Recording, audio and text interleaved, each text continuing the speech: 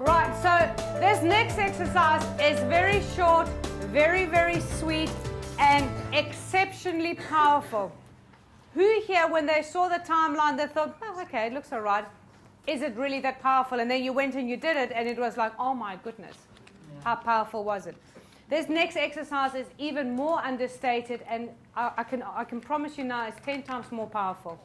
And you often hear motivational speakers say that you need to make your goal be bigger than you. Who's ever heard that? Make this bigger than yourself. This is going to be bigger than what you are. So I want you to think about your goal. If you didn't do it, who wouldn't get the benefits?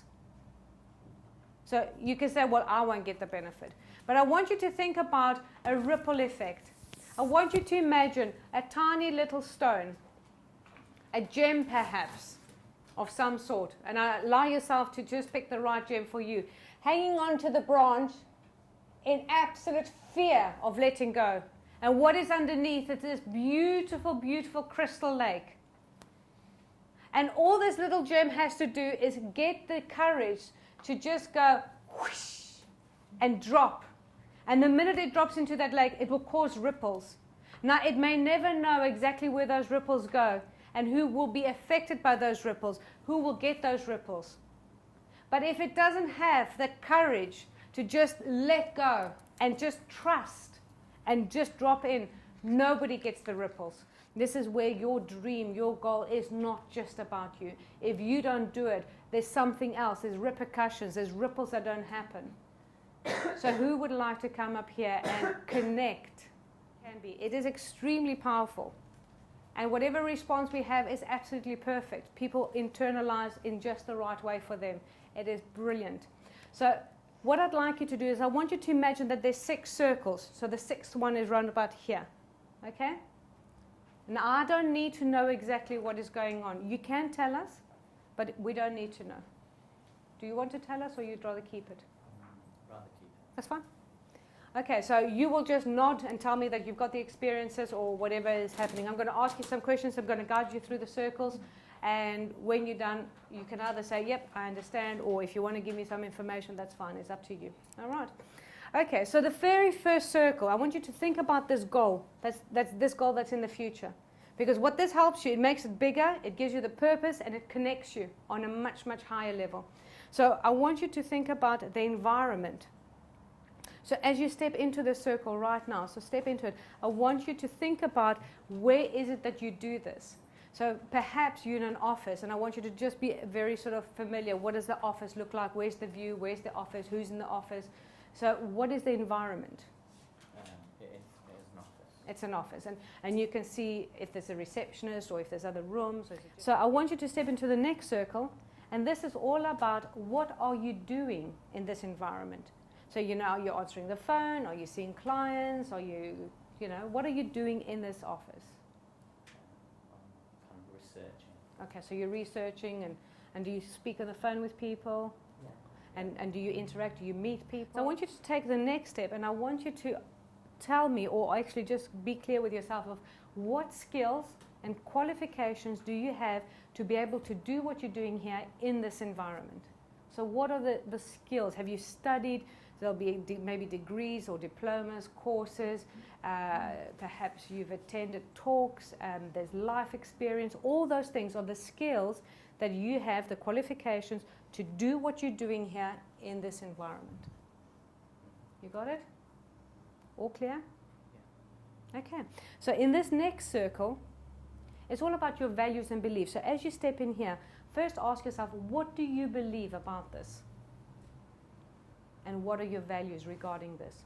So you've got certain skills and qualifications to be doing certain things in this office. So what are your values and your beliefs about this?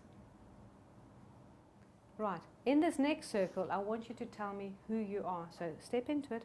And again, you don't need to actually tell me, but I will guide you. And it's more than just, I'm a human.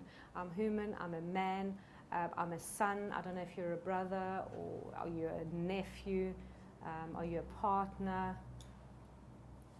But you're also what you do. And you might also be a cook or a joker or a painter. I take it that you are a bit of a joker from what we saw this whole week. So think about all the things that are you. Okay, now in this next circle, as you step into it, I want you to just close your eyes and drift. This is purpose. This is why am I doing this? And I will prompt you into some thinking here. Okay? So I want you to think about this environment as you step in now. And close your eyes.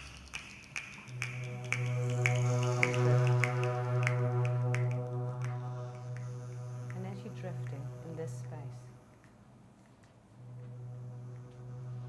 ask yourself, what's my purpose? For this is bigger than you, isn't it?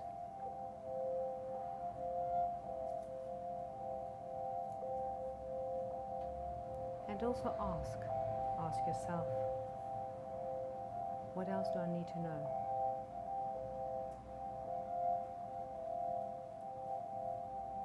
What is my purpose here? What else do I need to know? And all your questions have been answered. Gently turn around.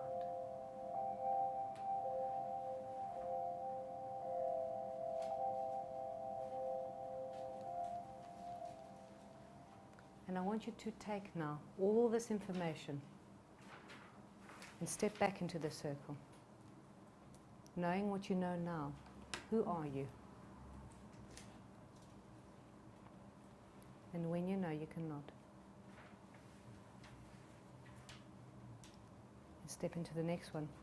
And what are your values and beliefs regarding to this, bringing back? Okay? What are your skills really? What skills do you really have to be able to do the things that you need to do? And bringing back all that information, stepping in here, ask yourself, what am I really doing? What am I really, really doing?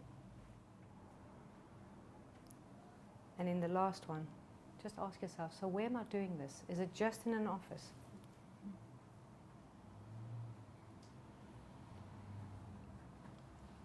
It's a lot bigger, isn't it? Okay? Right, so I know you haven't heard. Sometimes it's easier when somebody tells us, but we can't sort of plan that. Can they ask any questions?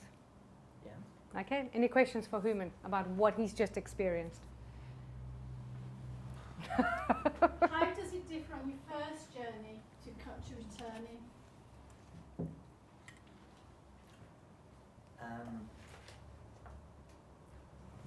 You see things more clearly, and kind of the answers that you give yourself also change slightly. Yeah, more to them. Can I just say, I've done this loads and loads of time, and I just know what this exercise does. And on the very basics, when people go up, and you can say yes or no, it's more physical and more sort of, it hasn't got as much importance. It's more like, oh, I'm in an office, I'm doing this, and this is, I've got a BA degree, and I really believe that this is the right thing to do, and yes, I'm of this, I'm of that. And then you come back, and suddenly it's all about, it's not just about me. And it's not just the BA degree, it's I've got the qualifications to interact with people. I've got the knowing of how to be empathetic. What am I doing is I'm not just teaching people, I'm changing people's lives, I'm helping them live easier. Am I right? So it becomes a lot more out there rather than sort of very physical. Do you get that? So who are you?